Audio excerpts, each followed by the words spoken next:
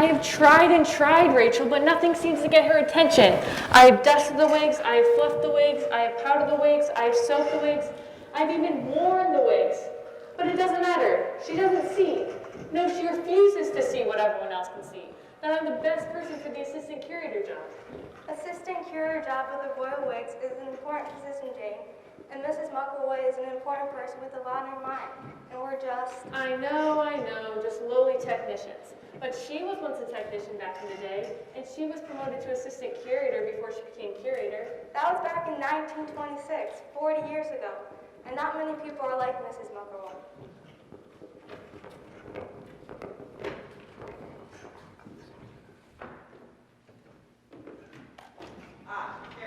You're here early, but just the full I wanted to see.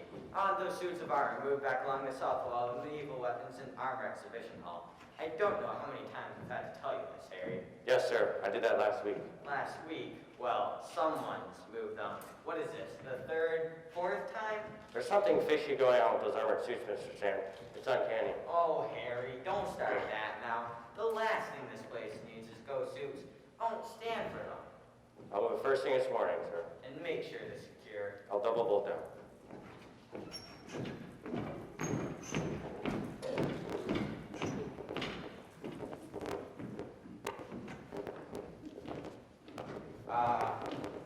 I love this place.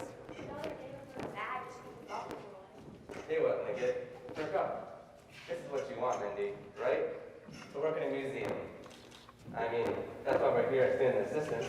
Assistants to the tireless wind. I need assistance. What's wrong with Robert? My hair, do you see it? It simply won't cooperate, no matter what I do. And Gina said that she won't go steady with me unless I straighten it out pronto. You could just cut it off, you know.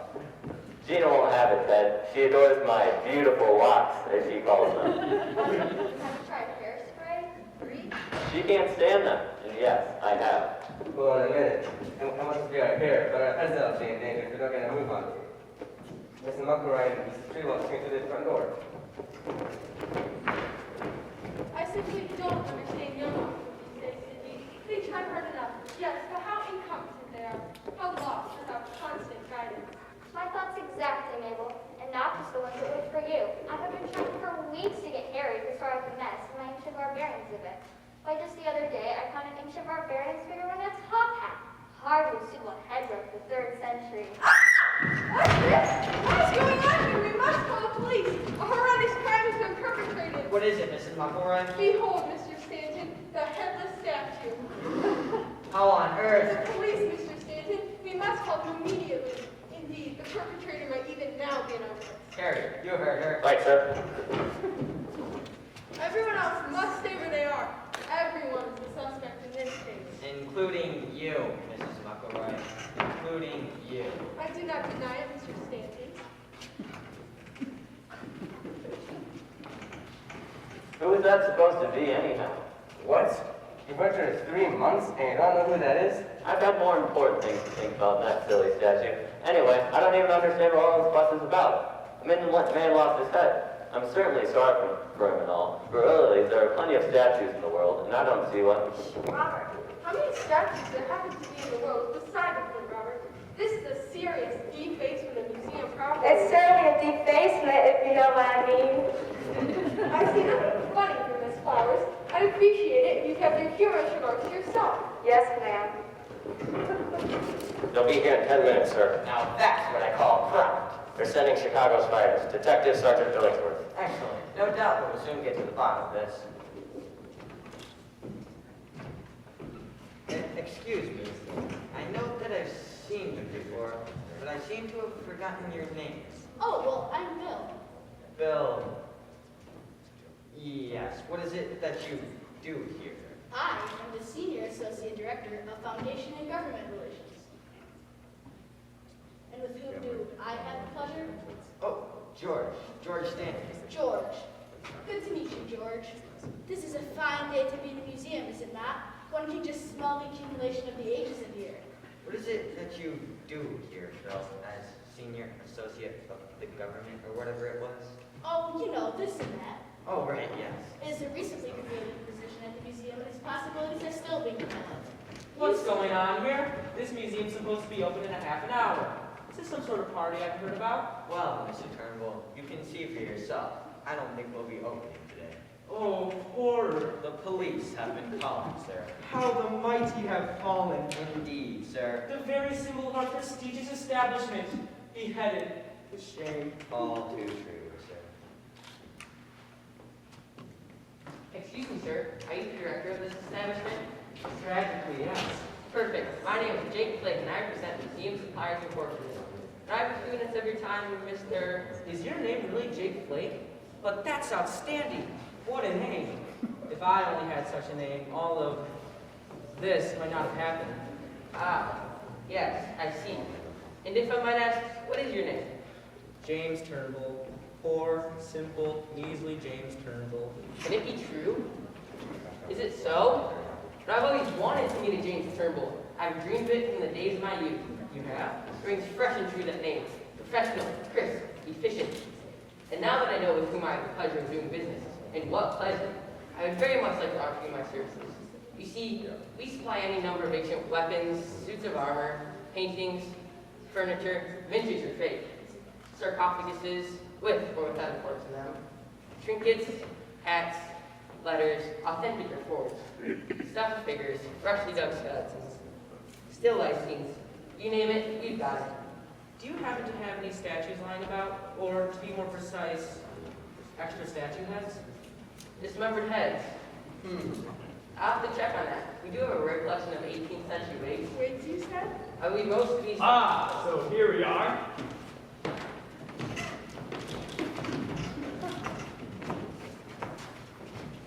Yes, I see.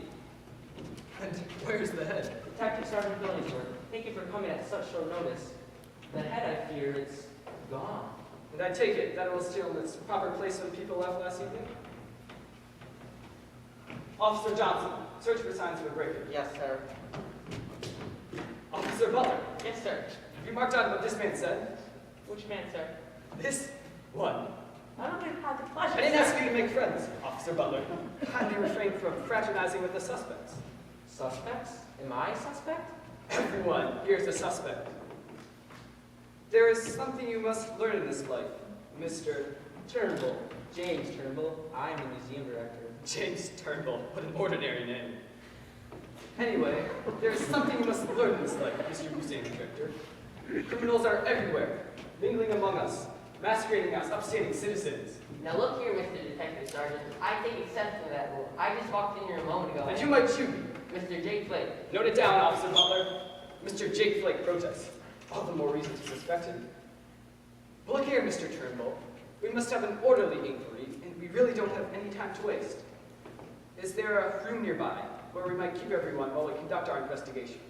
The wig exhibit is next to this hall. My name is Mrs. Mabel Muckle, and as curator of the Royal Wigs, I object to use of my exhibition hall for such a purpose. And my name is Miss Jane Simpson. As the official Royal Wig expedition technician, I second the objection. The wigs have just been bathed and are still in a delicate condition. Just that bathe, you say? And at about what time might that have been done? Around 9 o'clock last night. That's rather late to be working. Long after closing, I believe. Note the time, Officer Butler. It's almost 9 in the morning, sir. Nick-a-boom! The time indicated by Miss Simpson. What time do you have, Miss Simpson? It's 8:50, officer. How can a man work in such conditions? That, Mr. Detective Sergeant, is just how I feel sometimes. You can hardly feel it more deeply than I do. I, who have labored so long in these halls. Neither of you could possibly understand the challenges of my position, trying to keep this place ship-shape. Yes, but we are getting sidetracked. We must proceed in a more ordered, rational manner. Is there an exhibition hall, Mr. Turnbull, that could serve as a gathering space? And if so, would you be so good as to conduct everyone there while I practice my detective arts upon the poor victim here? Everyone follow me. Not, I hope, to the wig exhibit. No, indeed, Mrs. McElroy. To the medieval armor and weapons exhibit. It's too perfect. It's a simple photo. You might just use one of those weapons on the living head. Or she, Mindy. Don't forget, Mrs. Muckleroy is a suspect too. Officer Butler, perhaps you can manage to keep an eye on them. I think that I could, sir. If you'd please, then. Ah, yes, sir. Say no more, sir. I get your meaning, sir.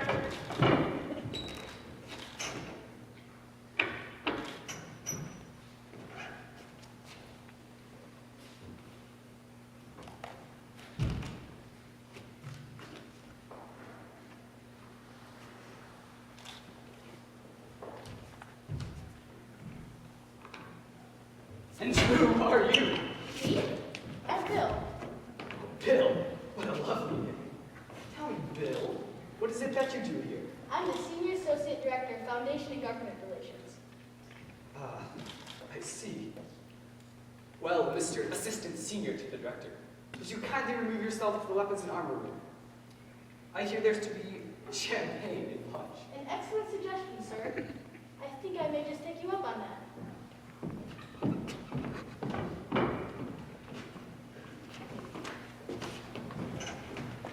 Sir, I've now signed no break-in. I will secure the door so that no one can come in or out without your approval. Officer standing guard outside.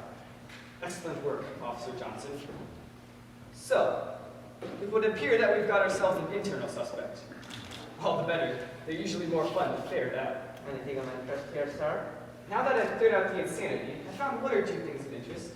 Do you know, Officer Johnson, that this was a clean cut? No smashing or anything, and hardly a residue of stone dust to be found. How could someone? What's that? Come on, Officer Johnson! I gotta get out of here! Lad, we got it blocked. What are we gonna do?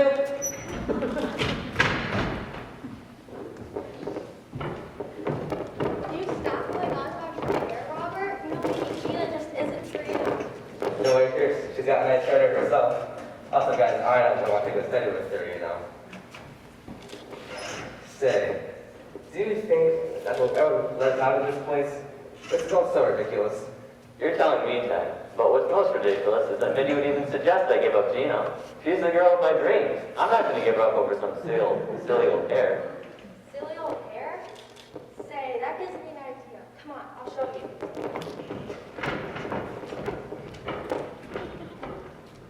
Do you think it made an impression, Rachel? I mean, by speaking up like that in support? Oh, I thought it was great, James, but the only thing I could overhear from Mrs. McElroy's conversation with Mrs. Treewell was something about that confounding girl messing about with the wigs again. She can't admit me. I've done nothing but love those wigs to death.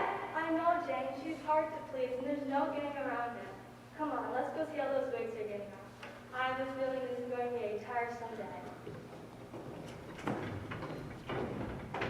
You know she's trying to please you, Mabel, and I understand completely. She indeed lacks common sense. Competence, common sense, sense, none of them. These young girls still in their 20s and nothing up here. Hollow as a wig without a head. Which reminds me, my curatorial duties call, Cindy. My wigs need me. I will come with you if I may. My ancient barbarians only remind me of severed heads of defeated foes, all set on stakes. And wouldn't you know it, but there wasn't a drop of champagne, not even a puddle of punch. Now I call that false advertising. Ah well, on to the wig exhibit for my morning exercises.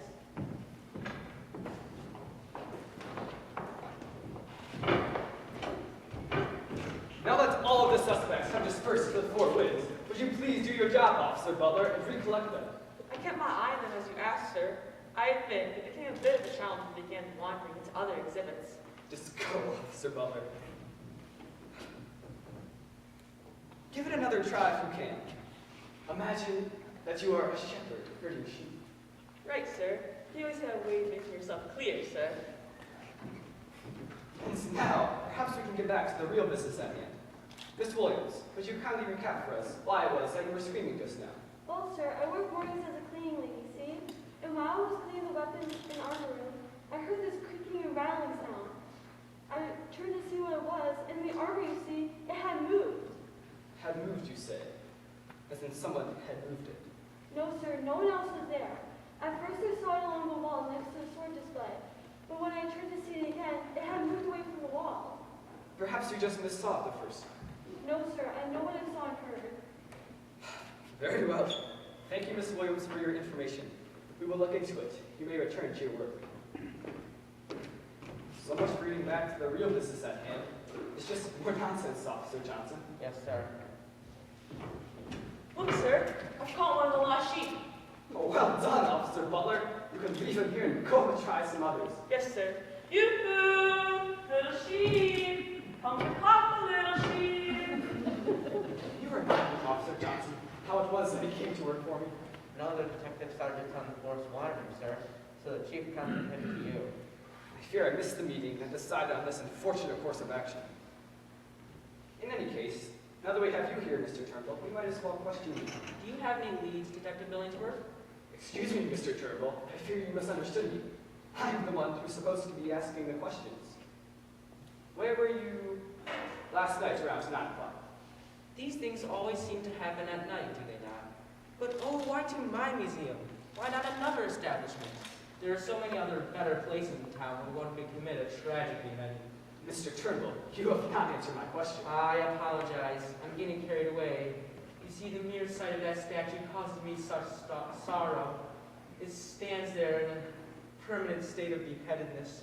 Mr. Turnbull, you must try to understand that I am trying to discover what brought about this tragedy. Without I cannot do so.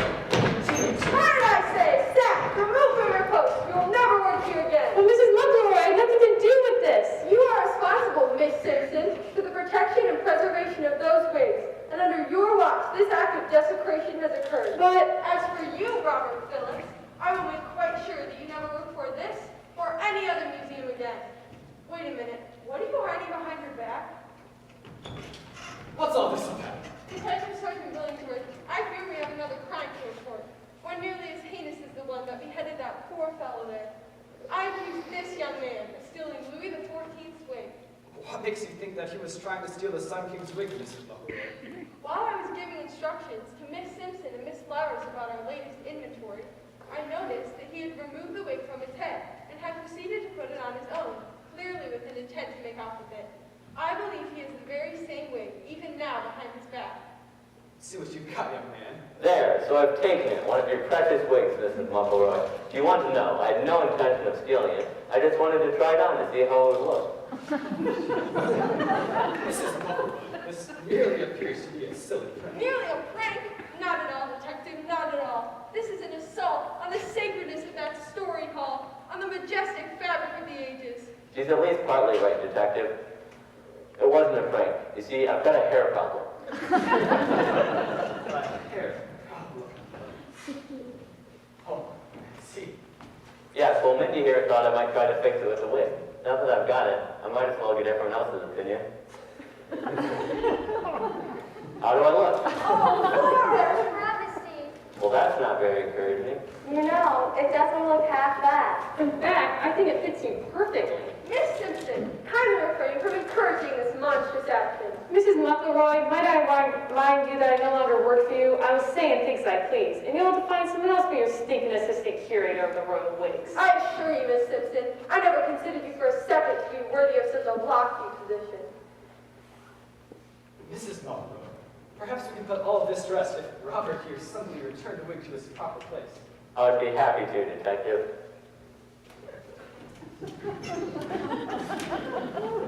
And now, perhaps we can move Hold on. on, Detective Billingsworth. I'm not done with this matter.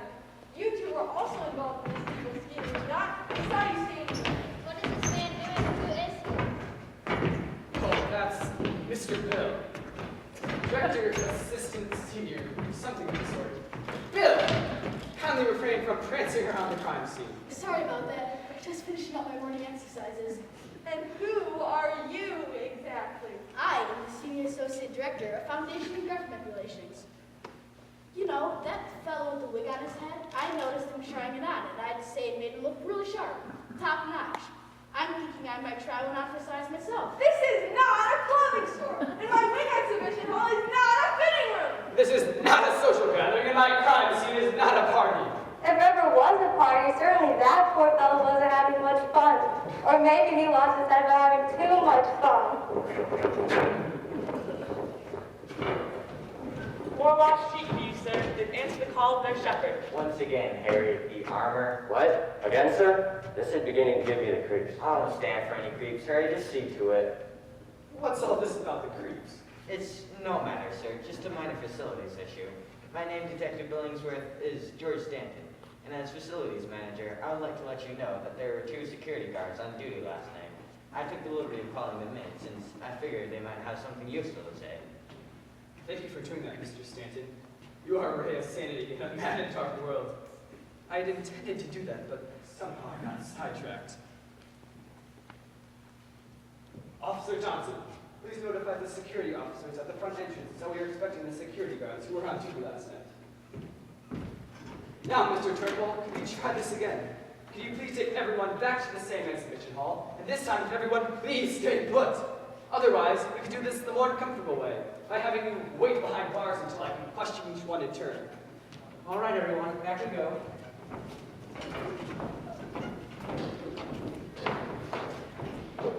Ah, Officer Butler. Yes, sir. I almost forgot. Go collect the waiter juice from the wound room.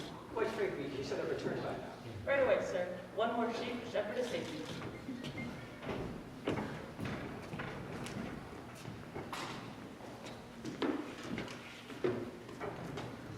Ah, you must be the security officers who were on duty last night.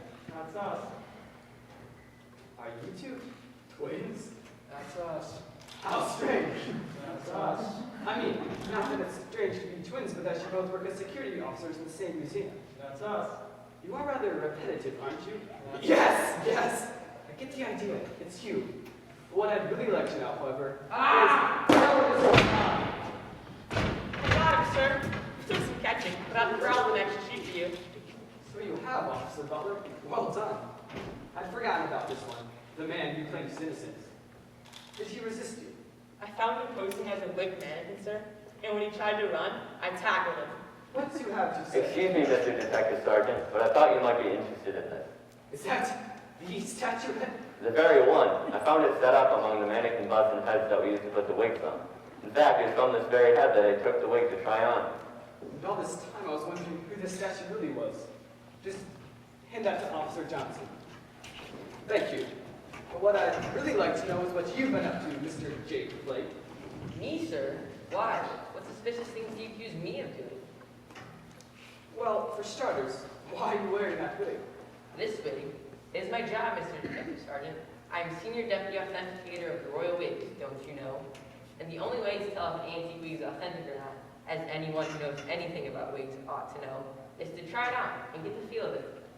Really? And what does an authentic wig feel like?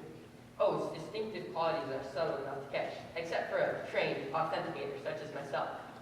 Somehow I doubt that any such position exists. Perhaps I should call in Mr. Turnbull to authenticate the authenticator. Or, better yet, that torpedo of a curator, Mrs. Muckelroy herself. Excuse me, sir. My brother and I would like to go back to bed. So, if you have no more questions, I thought we might just leave now. I'm not done with you two. Tell me, did either of you see or hear anything suspicious last night? If we have, we would have reported it. I thought you'd say something of the kind. But you're sure you saw or heard nothing whatsoever out of the ordinary? If we had, we would have reported it. I'm sensing a pattern here. Look, while I attend to this other fellow here, take a moment to think back over last night, and try to remember if you saw or heard anything. If we had, we would have reported it. Not again!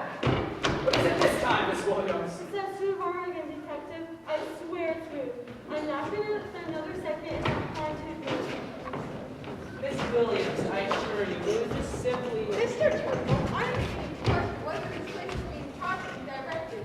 It might be the There reason- you go again, Mrs. Muckelroy, poking your nose into other people's business. This is a facilities matter. Silence! This is a criminal matter, Mr. Stanton. That's what it is. And this is a crime scene. And this is a man trying to run an investigation. Try to consider, if you can, the place of this poor fellow here. Your problems are petty compared to his. Clearly, he's having the worst day of all. Well said, Detective Billingsworth. I always felt that he was being neglected in all of this. Officer Butler, once more your charges have strayed. That is very true, sir. They are wayward sheep, sir, but at least they're sticking together. What is the meaning of this? You, sir. Yes, you, Mr. Salesman. Take that wig off this instant. What is happening to this place, Cindy? Do you see how my wig exhibit is being reduced to a costume store? It is truly barbaric, Mrs. Muckelroy. Now that we're the subject of Mr. Jake Flake, I take it, Mrs. Buckelroy, by your calling him a salesman just now, that this is not a wig authenticator. No, indeed, Detective Sergeant. He represents Museum Suppliers Incorporated, Detective. I was hoping to purchase a replacement head for our impoverished friend here. Indeed. Well, You need to make any purchases from Mr. Flake, for there is the original head. I wonder whether you know anything about this, Mr. Flake. It certainly is convenient that you showed up the very day the decapitation was discovered, and certainly curious to find him hiding out in the very room where the head was found. You were swindling me this whole time. I tell you, detective, this man sells sarcophaguses with corpses in them, and real skeletons too. Just the sort of man who would commit this gruesome act. And you thought you could butter me up with all that nonsense about my name. So it is an ordinary name after all, Mr. Jake Flake, and I am an ordinary man. Unfortunate, downtrodden, cut down from this pitiful state of things. I made no promises about the statue head, as you might recall, Mr. Turnbull. Furthermore, you all seem to be forgetting that I don't work here, and that I never set foot in this place until this morning. He has a point there, detective. Nonetheless, Excuse me, sir. What about the haunted armor? I refuse to go back there until we've dealt with the ghosts. Ghosts? I will not tolerate ghosts. This is a respectable facility. Oh, you and your precious facility.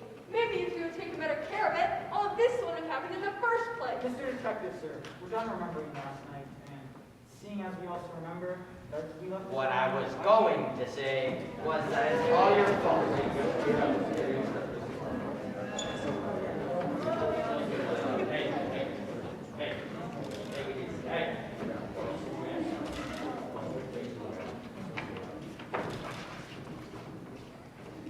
Bill, what are you doing down there?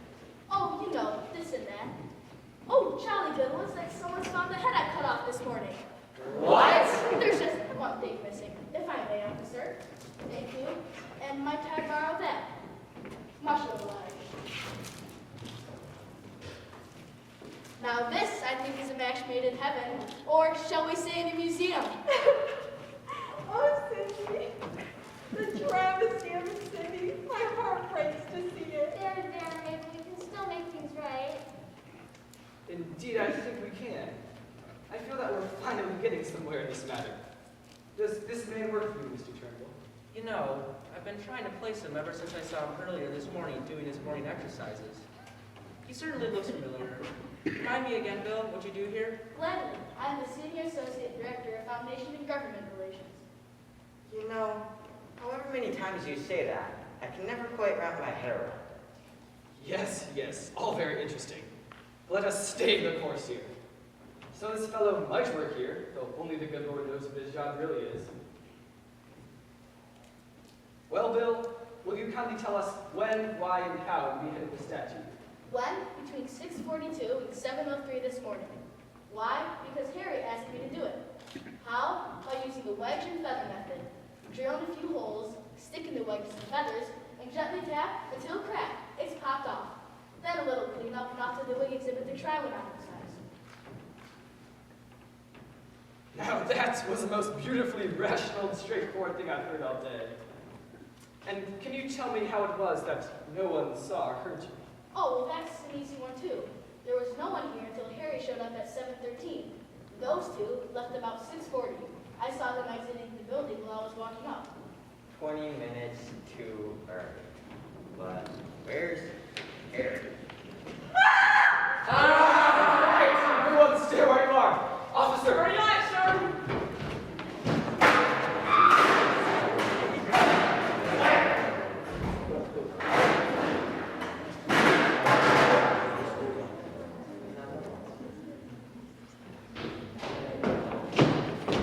Look what I found, sir. The naughty sheep thought he could ambush me, but I gave him one to remember.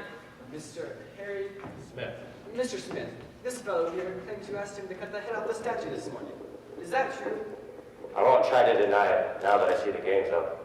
If you would be so good as to enlighten us as the details of this game. It's like this. I asked Bill to come early to do the job, knowing the security guards usually cut out before 7. Bill here is an easygoing fellow, and he'd do anything I asked him. Plus, I knew he was a stonemason. You're a stonemason? Just one of the many responsibilities of the Senior Associate Director of Foundation Government. Of course. Well, in any case, please continue, Mr. Smith. I wanted the statue head to sell to Mr. Flake there, to make some money. But more than that, though, I wanted to show everyone what a screwy and mismanaged place this is. How sick I am of being blamed for everything that goes wrong around here. Such as the armor you were moving around. It's true, sir. I've been moving it, just to show how a normal thing like that really is in this crazy place. I didn't think it was normal, Harry. No crazy but brands with top hats, or wig enthusiasts baiting and trying on wigs.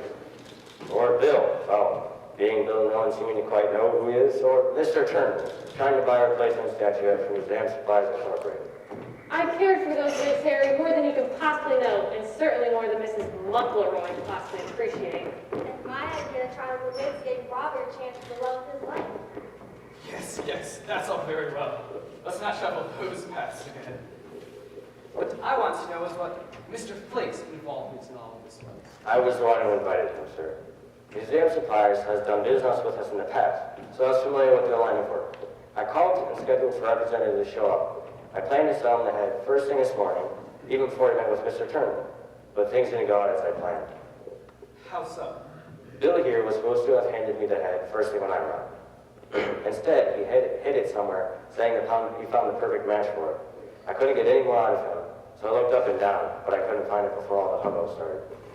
And what makes you think that Mr. Flake wouldn't just turn around and report the statue hit to Mr. Turnbull once you tried to sell it to him? Like I said, I'm familiar with their line of work.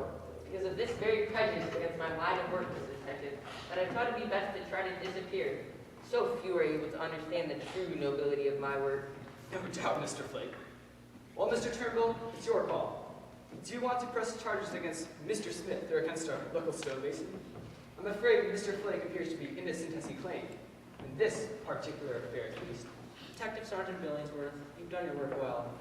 I haven't the heart to press charges on either one of them, though neither will work for this museum again. As you please, Mr. Turnbull. Then I bid you good day and better luck with your staff in the future. Having experienced them myself, I do not envy your position, though the good Lord knows I've got my hands full as it is. I feel like I've aged a decade these last few hours. Clear out, man. It was a pleasure chasing you all. Officer Butler! Coming, sir. My staff. My luck. My unimpressive name. Mr. Turnbull, seeing what this museum has come to, and the desecrations committed within its precincts, I no longer consider this place to be worthy of my service.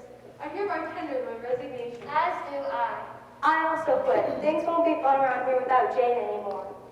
The losses keep piling up. Then who's left among us? Well, sir, we 3 student assistants were removed after the wig thinning incident. And I was fired by Mrs. Muckleroy. Don't forget our friends Fred and Phil pulling out of the job. Yes, George, but it is your responsibility to make sure that all the museum artifacts with heads have their heads, and that everything is in its proper place. And I refuse to clean the weapons and armor room, so you can count me out. Mrs. Muckleroy, Jane, students, security. I believe that leaves myself. But remember, Mr. Turnbull, it was you who decided to do business with this Mr. Flake character. And perhaps, as Harry noted, these were not the first dealings you've had with his shady company? Might I remind you, Mrs. Muckleroy, that you had some interest too. 18th century wigs, wasn't it? I've had dealings, yes. You'll be pleased to know that many of the wigs in your exhibit were purchased from Museum Suppliers Incorporated, along with a suit of armor Harry's been moving around. All of the most genuine craftsmanship, I assure you. Oh, my precious collection, infiltrated with flakes. I mean, fakes. It seems there is no one left among us to call you to account, Mr. Turnbull. You, under whose watch all of this happened. I call him to account. You're no longer worthy to serve as museum director, Mr. Turnbull. Stand down. And by what authority do you have to do this? Remember, I fired you. You can't, at least not without the approval of the facilities manager and the curator of the Royal Wigs, both positions that now appear to be vacant. Look at my contract. It's all there. It's also part of my many duties as Senior Associate Director of Foundation and Government Relations to fire competent directors. It seems you would have many responsibilities as senior associate, the government, or whatever it is you keep saying. I do, including the authority to form a new staff when its head is removed, pun intended. And so, with this authority, I designate Miss Jane Simpson, the great lover of wigs, to the newly created position, Noble Curatorial Executive Lover of the Royal Wigs. Miss Rachel Flowers, for her excellent sense of humor, will serve as her Assistant Curatorial Executive Humorist. The 3 students are reinstated for their exquisite taste in wigs, but Robert, for his interesting hair, will serve as Deputy Assistant of Wig Fittings and Stylings. Oh, and Mindy will serve as Deputy Assistant of Freedom for Royal Wig Pattern. This is preposterous.